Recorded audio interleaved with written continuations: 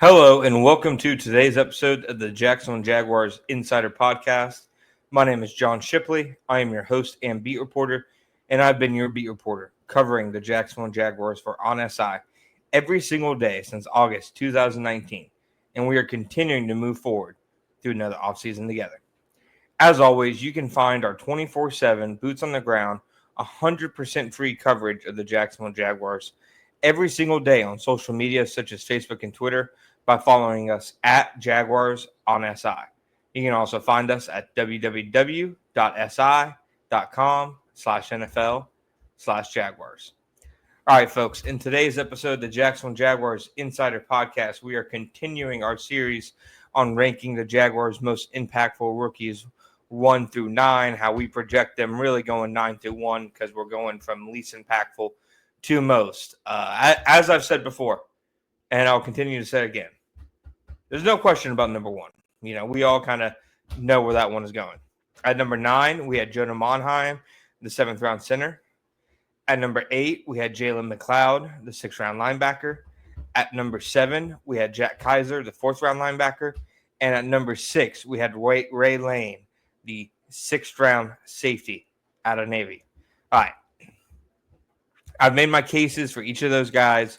You can go back and listen to our previous episodes to see, that how a lot of this is just kind of projecting their role, which a lot of times has to do with circumstance more than anything else, and kind of looking at what that means in addition to this their skill set. Like, I don't think Jack Kaiser is the 7th best player they took, in the draft. I just don't. But in terms of how quickly I see him making an impact on the field, in his rookie season specifically, that is right around, where I rank him in terms of what I'm kind of expecting from him throughout the course of their rookie years in 2025. With all this said, with all this in mind, at number 5, I'm actually going to go with the 9th player the Jaguars took, the last player they took in the draft. Syracuse running back LaQuint Allen is number 5 on my list. There are a few different layers to this.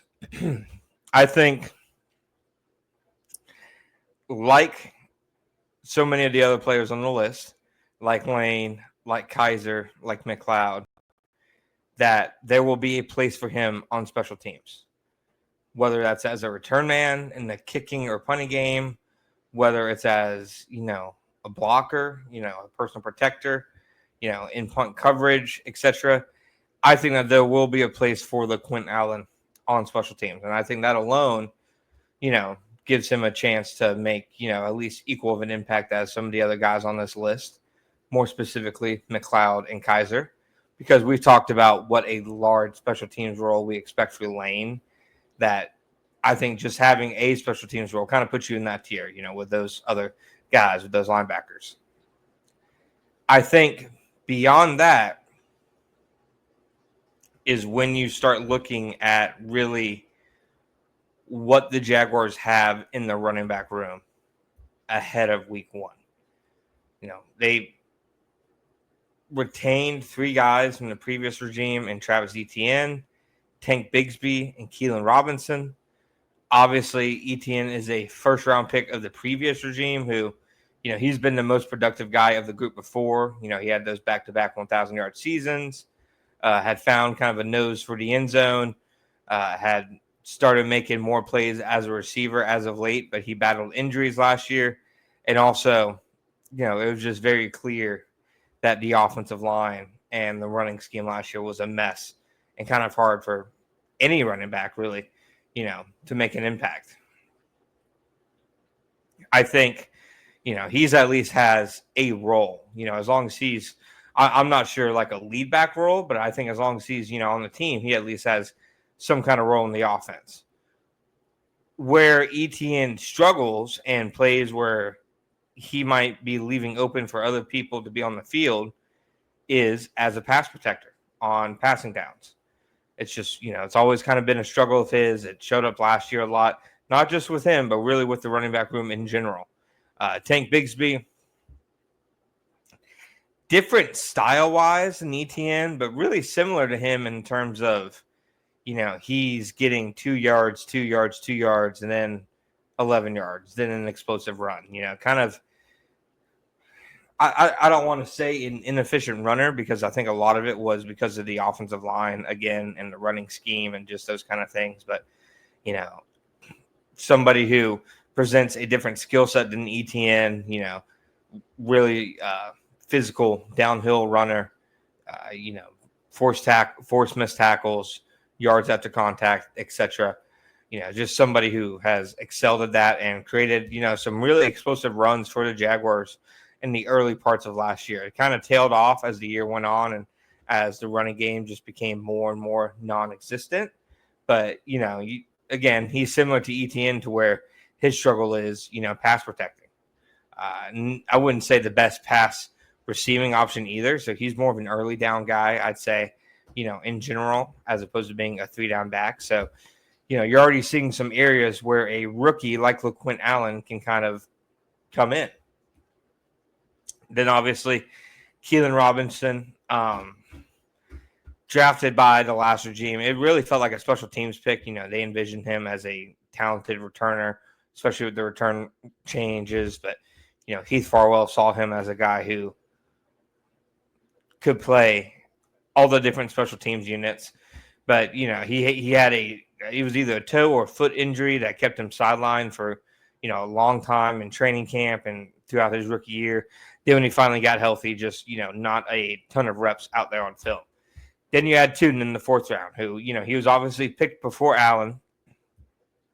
So that has to factor in here. I think Tuden is more likely to get, early down snaps, etc., try to establish their running game.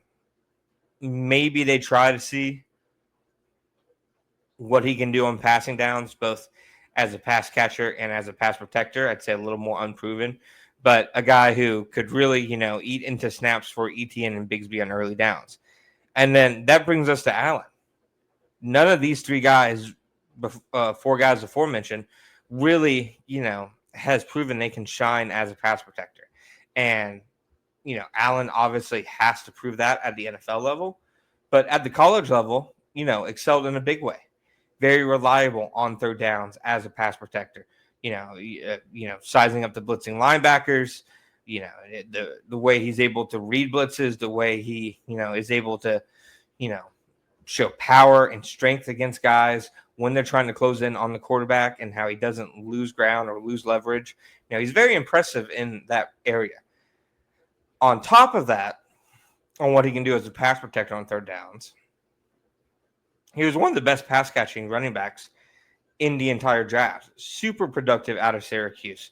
And part of it's because, he has such a good feel as a receiver out of the backfield, on checkdowns and stuff like that. Very easy to pick up extra yards after the catch. But he's somebody who they could kind of put a focus on in the passing game, putting him in motion on specific plays. Really talented on screens. Somebody who has even flexed out wide, in certain situations before, which I think you could even see in Jacksonville. It's not that he's going up and routing up, a team's number 1 cornerback in man coverage play to play, but he has enough, quickness and route running ability and hands and just natural instincts that he can win, not just out of the backfield, but if you, want to line him up out at one of the receiver spots as well. So I don't see a ton of necessarily carries for him. I think it'll be tough to earn carries just because between ETN, between Bigsby, between Tuden, there are a lot of, traits amongst the 3 of those guys that can just, make sense as early down guys, try to set the tone, try to establish the run, for the afternoon, for the game. So I'm not sure how much opportunities he'll get to get carries. So maybe I am just too high on what he does bring to the table, but I think what he brings to the table is obviously special teams. I think Allen can also make an impact on 3rd downs, both in pass protection, which was a big issue for the Jaguars offense in passing game last year, and also as a wide receiver, just the versatility that he brings, the flexibility that he has, the experience that he has, the production that he has. So I think that there are a lot of ways that that Allen can impact certain aspects of the offense. So I think he's going to be, day 1 workhorse? No, and that's why he's number 5. But I have him above, some of the other guys, despite being the last guy they picked for those reasons. Thank you guys for listening to today's episode. Please find us on Spotify and Apple Podcasts and give us a review, give us a follow, subscribe, whatever it is you have to do at the Jacksonville Jaguars Insider Podcast. You can also find our YouTube channel with all of our podcasts, interviews, press conferences, etc. at Sports Videos on SI.